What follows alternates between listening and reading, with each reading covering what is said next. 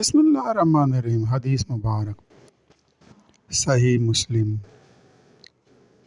رسول صلی اللہ علیہ وآلہ وسلم نے فرمایا، یہ تسمے بھی آگ کے ہیں چوری کے مال سے۔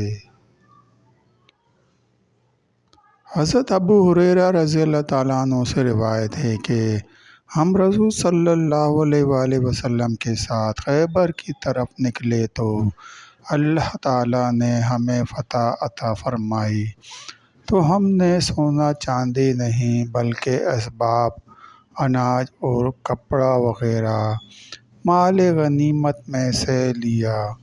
پھر ہم وادی کی طرف چلے۔ اس غزوہ میں رسول صلی اللہ علیہ وآلہ وسلم کے ساتھ ایک غلام تھا جسے قبیلہ جذام کے بنی ذہیب کے ایک آدمی رفاع بن زید نے پیش کیا تھا۔ پھر ہم وادی میں اترے تو رسول صلی اللہ علیہ وآلہ وسلم کا غلام آپ صلی اللہ علیہ وآلہ وسلم کا سامان کھولنے لگا۔ اسی دوران اسے ایک تیر لگا اور اس سے وہ مر گیا۔ تو ہم نے کہا، اے اللہ کے رسول صلی اللہ علیہ وآلہ وسلم، اس کے لیے شہادت مبارک ہو۔ یہ سن کر آپ صلی اللہ علیہ وآلہ وسلم نے فرمایا، ہرگز نہیں، اس ذات کی قسم جس کے قبضے میں محمد صلی اللہ علیہ وآلہ وسلم کی جان ہے، جو چادر اس نے خیبر کے دن مال غنیمت میں سے لی تھی وہ اس کے حصے کی نہیں تھی، وہی چادر اس کے اوپر شعلے کی صورت میں جل رہی ہے۔ یہ سن کر سب خوفزدہ ہو گئے۔ ایک آدمی ایک تسمہ یا دو تسمے لے کر آیا اور کہنے لگا، اے اللہ کے رسول صلی اللہ علیہ وآلہ وسلم، یہ مجھے خیبر کے دن جنگ کے موقع پر ملے۔ تو رسول صلی اللہ علیہ وآلہ وسلم نے فرمایا، یہ تسمے بھی آگ کے ہیں۔ صحیح مسلم۔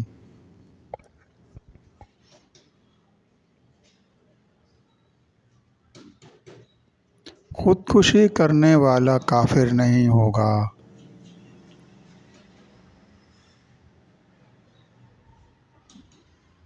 حضرت جابر رضی اللہ تعالیٰ عنہ سے روایت ہے کہ حضرت طفیل بن عمرو الدوسی رضی اللہ تعالیٰ عنہ رسول صلی اللہ علیہ وآلہ وسلم کی خدمت میں آئے اور عرض کیا، اے اللہ کے رسول صلی اللہ علیہ وآلہ وسلم، کیا آپ صلی اللہ علیہ وآلہ وسلم کو ایک مضبوط قلعے اور حفاظتی مقام کی ضرورت ہے؟ حضرت جابر رضی اللہ تعالیٰ عنہ کہتے ہیں کہ حضرت طفیل رضی اللہ تعالیٰ عنہ کے پاس زمانہ جاہلیت میں قبیلہ دوست کا ایک قلعہ تھا۔ نبی صلی اللہ علیہ وآلہ وسلم نے اس سے انکار فرما دیا کیونکہ یہ سعادت اللہ تعالیٰ نے انصار کے لیے مقدر کر دی تھی۔ پس جب نبی صلی اللہ علیہ وآلہ وسلم ہجرت کر کے مدینہ منورہ تشریف لے آئے تو حضرت طفیل رضی اللہ تعالیٰ عنہ بھی اپنی قوم کے ایک آدمی کے ساتھ ہجرت کر کے مدینہ منورہ آ گئے۔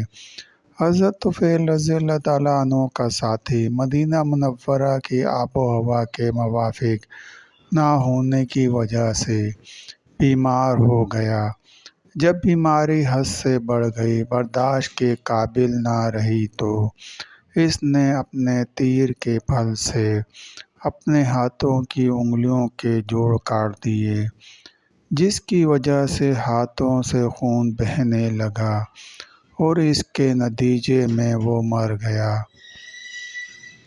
حضرت طفیل بن عمرو رضی اللہ تعالیٰ عنہ نے اسے خواب میں دیکھا تو اچھی حالت میں تھے مگر اس کے ہاتھ ڈھکے ہوئے تھے۔ تو انہوں نے پوچھا کہ تمہارے رب نے تمہارے ساتھ کیا معاملہ کیا؟ تو اس نے کہا کہ اللہ تعالیٰ نے مجھے اپنے نبی صلی اللہ علیہ وآلہ وسلم کے ساتھ ہجرت کی برکت سے معاف کر دیا۔ پھر اس سے پوچھا کہ تو نے اپنے ہاتھوں کو کیوں چھپا رکھا ہے؟ تو اس نے کہا، مجھ سے کہہ دیا گیا ہے کہ اس کو تو نے خود بگاڑا ہے، ہم اسے درست نہیں کریں گے۔ حضرت طفیل رضی اللہ تعالیٰ عنہ نے یہ خواب رسول صلی اللہ علیہ وآلہ وسلم سے بیان کیا تو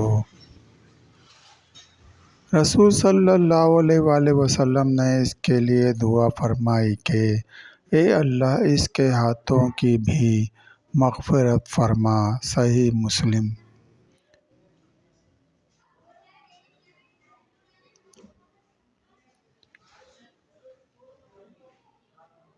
دوستو سلسلہ بھی جاری ہے۔ مزید حدیث مبارکہ سننے کے لیے چینل کو سبسکرائب کریں اور گھنٹی کے نشان کو لازمی پریس کریں، لائک کریں، شیئر کریں۔ دوستو ویڈیو دیکھنے کا شکریہ۔